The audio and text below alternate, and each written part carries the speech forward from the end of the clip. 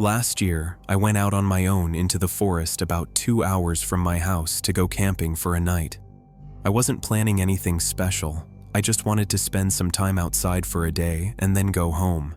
And although I was inexperienced, I didn't see any harm in being out there for just a day. When I got to the main camping trail, there were 3 cars parked on the road right next to it. I really didn't want to talk to anyone or spend the day around other people, so I kept driving until I found a different trail farther down the road. There weren't any places to park, so I had to go even further and then walk back. This trail was very thin, all dirt, with no gravel or markers, so it definitely wasn't a popular spot. I started down it, walking through relatively flat terrain with nothing but trees and bushes around me. As I got about 2 hours in, the trail slowly started to thin out until it was getting difficult to tell if I was even still on it. I had a feeling this could happen from the beginning, but I was 2 hours in, and by that point I wasn't worried about it anymore and had completely overlooked the risk. I turned around and began making my way back, trying my best to find the more defined portion of the path. But just 5 minutes later, I saw something that made me stop in place. A cabin sitting right in the middle of the forest. My first thought was that I was completely lost because I hadn't seen it on the way up. But then my thoughts shifted toward the eerie feeling it gave me. What was a cabin doing way out here? I approached it slowly, and since it had no door, I looked inside. It was a mess, full of old garbage. The longer I stayed, the more creeped out I felt. I turned around to head back toward the trail, but I was interrupted by a loud thump behind me. I looked back at the cabin, and through the doorway, I saw a man appear from behind the wall. He was middle-aged, wearing torn-up clothes, pretty much looking like he lived there. He stared at me with a creepy, emotionless face. I nervously said, "Sorry," and quickly walked away. I looked back once and saw him still staring at me as I moved farther down the forest.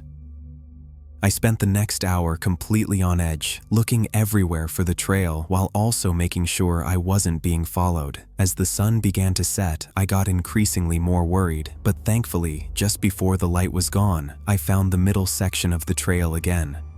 I debated going straight back to my car, but I chose to stake out the night just to make sure I didn't lose my way again. I unloaded my bag, set up my tent, then went inside and laid down. I had planned to get a fire going and do a bunch of other things, but at this point, I wasn't even in the mood anymore. I just wanted to rest. I closed my eyes and drifted into sleep. When my eyes opened, it was pitch black, and all I could hear was the forest creaking. I tilted my head, and my eyes locked onto the entrance of my tent. Staring back at me was the shadow-covered face of the man, his head sticking through the half-opened entryway. I jumped back, and the man did the same. I heard his footsteps rushing away as I scrambled out of my tent, only to see the back of him running into the woods. With my heart still racing, I tore everything down, shoved it into my bag, and carefully followed the trail all the way back to my car. I can't even begin to imagine what that man was about to do while I was sleeping. His eyes looking back at me through the dark was a horrifying sight I still haven't gotten out of my head. I never went back there again, and I've mostly avoided talking about it because I know I'll never get any real answers.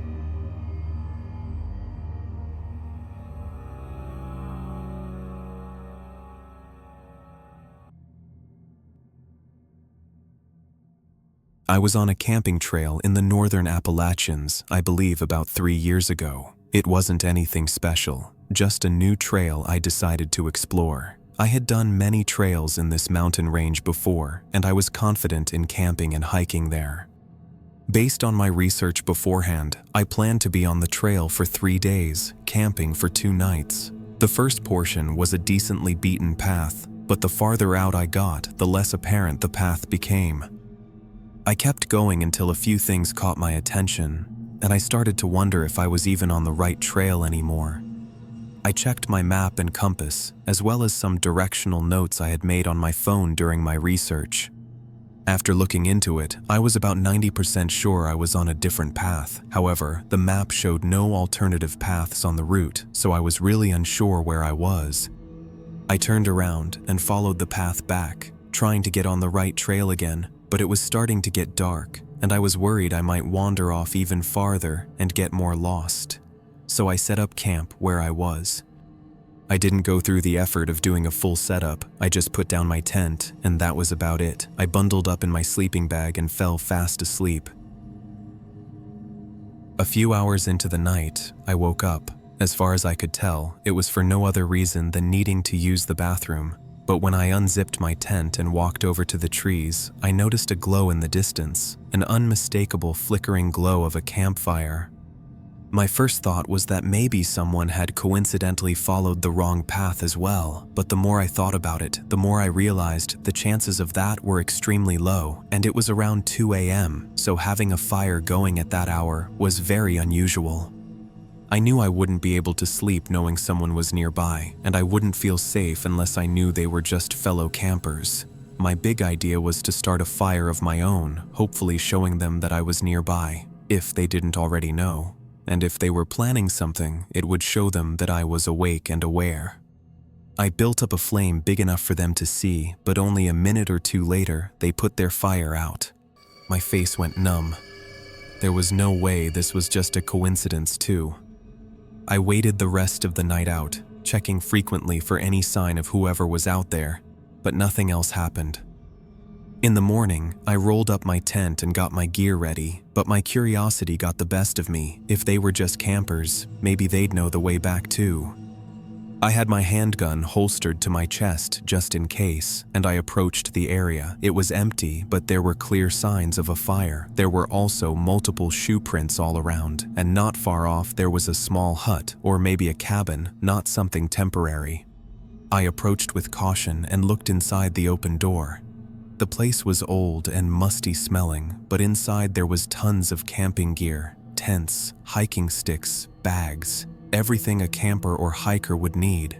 Expensive gear too, not just cheap junk. The way it was piled up didn't seem like it was from one person or even from one time frame. Some of the stuff was new and some of it was older. I turned away and quickly started heading back. By some miracle, I happened to stumble across a boulder that I remembered passing on my way up, and from there, I found my way back to the right path. I took it all the way back the same way I came and got out as soon as possible.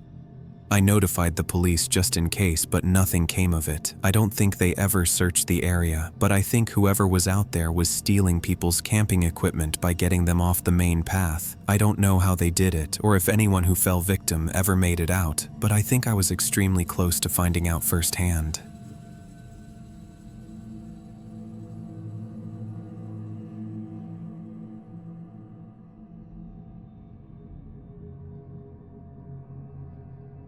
Last year was the first time I'd ever had something happen on one of my camping trips. I'd go camping alone several times a year, usually going to the same spots, but sometimes I'd try to find somewhere different. For this trip, I decided on a 4-mile camping trail that I had never been on before. I drove about 2 hours from my house to a remote location where I started the hike. Right away, I wasn't enjoying the trail as much as I thought I would, mainly because some portions were wet and muddy. Still, I continued along and tried to avoid those spots. I walked for a while, and around 45 minutes in, I saw something off to the side of the trail. It was a tent, very worn down and ripped in a few places. From afar, I could see that nobody was inside, so I walked closer. There were no signs of intentional damage. It all just seemed weathered over a long period of time. The fact that it was still standing was mind-blowing to me. I looked around it and inside of it, but oddly enough, there was nothing else. I thought I'd find a bunch of leftover items, but there wasn't anything at all other than the tent itself. After a couple of minutes, I went back to the trail. I thought about it for a while, but couldn't come up with any good reason for someone to leave a tent like that behind. As I walked the last hour and a half of the trail, I came across dozens of left-behind objects, all camping or hiking equipment. Seeing all that stuff scattered around a 4-mile trail gave me an uneasy feeling. Who would leave everything behind? It was definitely not an accident, and I was pretty sure it was all from one person. When I got to the end, I set up my tent a good distance away from the trail just to be safe. It was already getting dark, so I stayed at my campsite until I was ready to sleep. I felt a bit nervous going to bed, but I actually slept through the whole night without any issues. When I woke up, it was very early in the morning, around 4 or 5, so the sun wasn't fully up yet. I unzipped my tent and stepped out, but right away I could tell something was wrong. I turned around, and on the other side of my tent, a man stood just a few feet away. He was tall and thin, wearing filthy clothes, and his face was covered in dirt and grime. He stared at me with this empty, lifeless look. I froze. For a moment, I was so shocked and scared that it didn't even seem real. He spoke in a soft yet creepy tone. "Leave." I nodded and quickly started gathering my backpack, but the man immediately rushed toward me. I fell back, and all I could get myself to say was, "Okay," repeating it over and over. The man stood over me, still with that empty look in his eyes. "Leave," he said again. I understood what he meant this time. I quickly got up and rushed away, leaving everything behind. I took one look back as I got out of there, and the man was rummaging through my backpack like a curious animal. I jogged as far as I could, then fast-walked the rest of the way to my car. Thank God I kept my phone and keys in my pocket, or the situation could have been 100 times worse.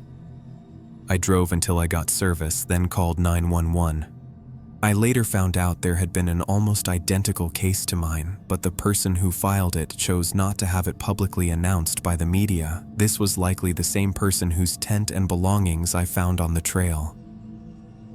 After a week of talking to the police and going over everything, they organized a small search party of officers.